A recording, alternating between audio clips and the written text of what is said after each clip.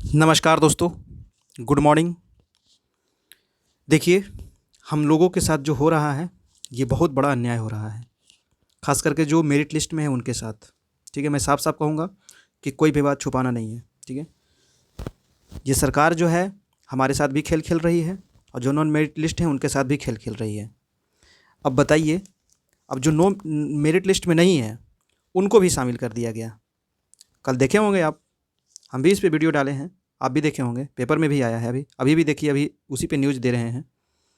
आखिर ये हो क्या रहा है बताइए? 2011 वाले को इसमें आप डालिएगा, 2000 जो नोट नन मेरिट लिस्ट में है, मेरिट लिस्ट में नहीं है, उसको भी शामिल कीजिएगा, जो मेरिट लिस्ट में उसको भी शामिल कीजिएगा। सीट है यहाँ 5054। आप ये क्यों नहीं बता देते हैं कि क्वालिफाइड कितने हैं? बता दीजिए क्वालिफाइड कितने हैं, फिर सारा मामला दूध का दूध पानी का पानी हो जाएगा कि ज़्यादा क्वालिफाइड है कि नहीं क्वालिफाइड है, सबको पता चल जाएगा। अब बताइए कि इसमें 2011 वाले को जोड़ने का क्या तुक बनता है? और ये जो जो अभी बहाली होगा, ये स्नातक और ट्रेनिंग के आधार पर क्यों होगा?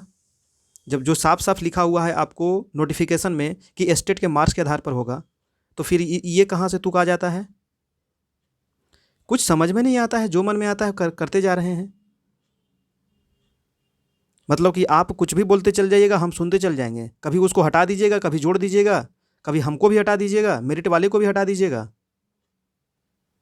अब तो इसका अर्थ तो यही नहीं हुआ कि जो मेरिट वाले स्टूडेंट है वो भी छटेंगे। अब बहाली कीजिएगा आप स्नातक और ट्रेनिंग के आधार पर, तो यहाँ तो छटेंगे ही। वहाँ तो सब चोरी कर कर के मैट्रिक स्नातक में और बीएड में नंबर लाते हैं। मेन तो ये कंपटीशन एग्ज़ाम था और इसके साथ आप देखिए चाल चल रहे हैं। बहुत गलत हो रहा है, बहुत ज़्यादा गलत हो रहा है। ठीक है, इतना ही समझ लीजिए कि ये बहाली जो है बहुत लंबा खींचने वाला है। खास करके जो अभी जो मेरिट लिस्ट में है उनके साथ एक और केस होगा, एक नहीं 1000 केस होगा अभी। ठीक है, जी हाँ। और ये बहाली हो या ना हो, ये बहुत ही गलत हो रहा है हम लोगों के साथ। देखिए यहाँ पर क्या न्यूज़ दिया है, आप कह रहा है कि सफल होने वाले सर्टिफिकेट से हट सकता है मेरिट लिस्ट का जिक्र। तो आप सर्टिफिकेट जो जारी किए अभी, कौन पागल जारी किया? ये कौन जारी किया? हम जारी किए कि आप किए? आप कभी हटा दीजिएगा, कभी जोड़ दीजिएगा, ये कहाँ का नियम है? जो मन में आएगा आप करते रहिएगा, हम बैठ के सुनते रहेंगे, देखते रहेंगे।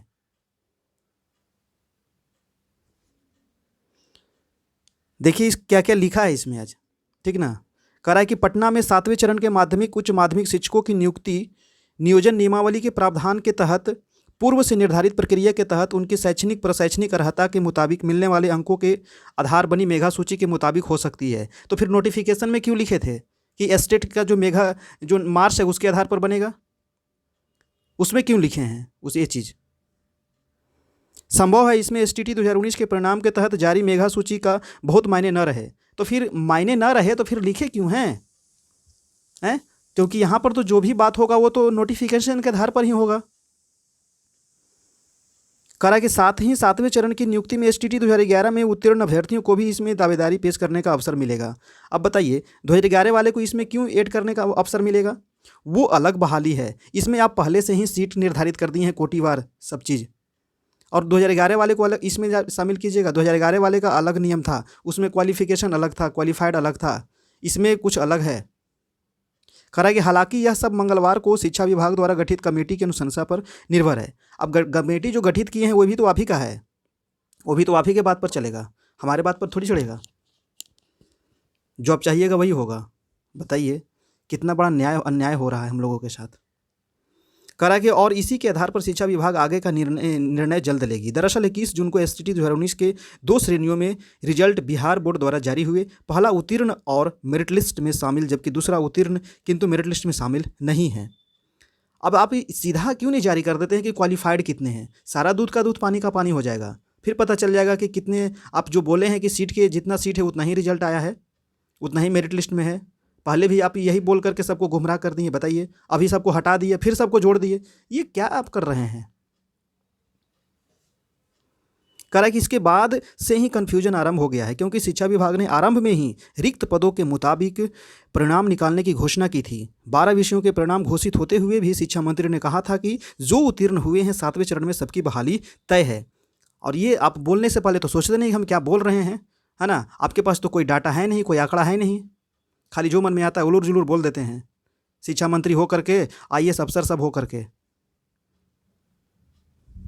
करा कि हालांकि इस बीच TET STT की मान्यता को जीवन पर्यंत कर दिया गया है। इससे परिस्थितियां बदल गई है। आप लाइफ टाइम कर दीजिए, चाहे कि मरने के बाद भी कर दीजिए, उसे कौन फ़ायदा होगा? जब आप नौकरी नहीं दीजिएगा तो आप लाइफ टाइम करिए, चाहे जो करिए। लाइफ टाइम करके बड़का नहाल कर दिए आप। हद आदमी हैं आप लोग, कहाँ से शिक्षा मंत्री बन गए हैं। कह रहा है कि मंगलवार को शिक्षा विभाग ने इस कन्फ्यूजन को दूर करने और ठोस निर्णय लेने के लिए एक 4 सदस्यीय कमेटी गठित कर दी है और बुधवार को इस कमेटी ने इस पर मंथन भी किया है। जब नोटिफिकेशन जारी होता है तो उस समय कमेटी गठित करके नोटिफिकेशन जारी नहीं किया जाता आप लोग को, बढ़िया से सब चीज़ मंथन करके। कोई भी तो काम पारदर्शिता पूर्वक आप करते ही नहीं हैं। यहाँ रिजल्ट अभी जारी किए, मेरिट लिस्ट, तो मेरिट लिस्ट बताइए उसमें कट ऑफ कितना गया है? कट ऑफ बताए हैं? कितना क्वालिफाइड हुआ बताए हैं? तो सारा तो कन्फ्यूजन के जड़ आप हैं। सब चीज़ तो छुपा करके रखते हैं, आधा चीज़ छुपा करके रखते हैं। करा की जानकारी के मुताबिक संभव है कि शिक्षा विभाग 7वें चरण की नियुक्ति में STET 2019 के इन मेरिट और नॉन मेरिट दोनों सूची में सफल अभ्यर्थियों को मौका दे। और मौका दीजिए, बन गया खिचड़ी, खाइए खिचड़ी। अब सबको जोड़ दीजिए इसी में, और जो मेरिट वाले हैं लड़का हैं वो जाएंगे बाहर। बताइए, इतना मेहनत कर करके सब ज़्यादा नंबर लाया है, हैं? आप क्वालिफाइड वाले को जारी कीजिए ना कि कितने बच्चे क्वालिफाइड हैं। सारा दूध का दूध पानी का पानी हो जाएगा अभी, कि कौन मेरिट में है कौन नॉन मेरिट में है। कभी कुछ जोड़ देते हैं, कभी कुछ जोड़ देते हैं, और हम बैठ करके देखते रहें आपको। हद आदमी है। कह रहा है कि 7वें चरण की नियुक्ति में इन मेरिट और नॉन मेरिट दोनों सूची के सफल अभ्यर्थियों को मौका संभव है। कह रहा है कि अगला पॉइंट, TET की तर्ज पर 2011 STET की मान्यता ताम्र होगी और इसमें सफल हो लोगों को भी अगले चरण में मौका मिलेगा। हाँ, चरण बनाते रहिए, चरण आपका हम धोके पीते रहें, चरण चरण करते रहें इतना दिन से। खाली इसको चरण से क्या मतलब है 2019 वाले को? देखिए, यहाँ कह रहा है कि स्नातक और ट्रेनिंग के प्राप्तांक के आधार पर होगी बहाली। फिर नोटिफिकेशन में क्यों लिखे हैं कि स्टेट के मार्क्स के आधार पर होगी? कौन लिखा है? हम लिखे हैं कि आप लिखे हैं? बताइए कि हम तो नोटिफिकेशन ना देखेंगे हैं। और ये जो बहाली आया है 2019 में आया है ना, ये नहीं कि 2020 में आया है, ठीक है? नियमावली के पहले आया है, ये नहीं कि बाद में आया है। देखिए आगे कह रहा है कि TET की तर्ज पर 2011 STET की मान्यता ताउम्र होने से इसमें सफल लोगों को भी 7वें चरण में मौका मिलेगा। विभाग ने कमेटी की अनुशंसा पर ये दोनों निर्णय लिए तो अगले चरण की नियुक्ति में स्नातक और ट्रेनिंग के प्राप्तांक के आधार पर बनी मेधा सूची के मुताबिक शिक्षक बहाल होंगे। कमेटी ने यह निर्णय लिया तो STET 2019 की दोनों सूचियों के अभ्यर्थियों को मिलने वाले प्रमाण पत्र पर केवल उत्तीर्ण क्वालिफाइड अंकित होगा, इन मेरिट और नॉन मेरिट नहीं होगा। बताइए, कभी कुछ जारी कर दीजिएगा, कभी कुछ जारी कर दीजिएगा। पागल है यार आप लोग, एकदम समझ में नहीं आता है क्या करना है हमको। इतना भी बुद्धि नहीं है, हमसे ले लेते ज्ञान। सब IAS बैठे हुए हैं क्या? कहाँ से आए हैं सब? कौन जंगल से पकड़ा के आए हैं? कभी शामिल कर दीजिएगा, कभी हटा दीजिएगा, कभी 11 वाला जोड़ दीजिएगा।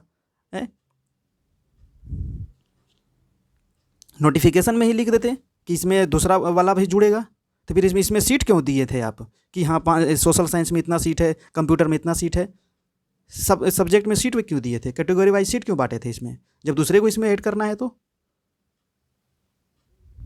देखिए, ये बहुत ज़्यादा हम लोगों के साथ गलत हो रहा है, समझ गए ना? बहुत ज़्यादा गलत हो रहा है। ये किसी को नौकरी देने के पक्ष में नहीं है, ठीक है? बस सभी लोगों को लड़ा करके रख देगा ये, ठीक है? सभी लोग लड़िए अब, जो क्वालिफाइड हैं, जो मेरिट लिस्ट में है, जो मेरिट लिस्ट में नहीं है, 2011 वाले सब आपस में लड़िए अब, ठीक ना? और किसी को होने वाला नहीं है। होगा जिसका अब जिसका इंटर में ग्रेजुएशन में ज़्यादा है, BEd में ज़्यादा है, उसका होगा। अब फिर स्टेट लिए क्यों थे? फिर उसी पर ले लेते हमको। फिर स्टेट लेने का मतलब क्या हुआ?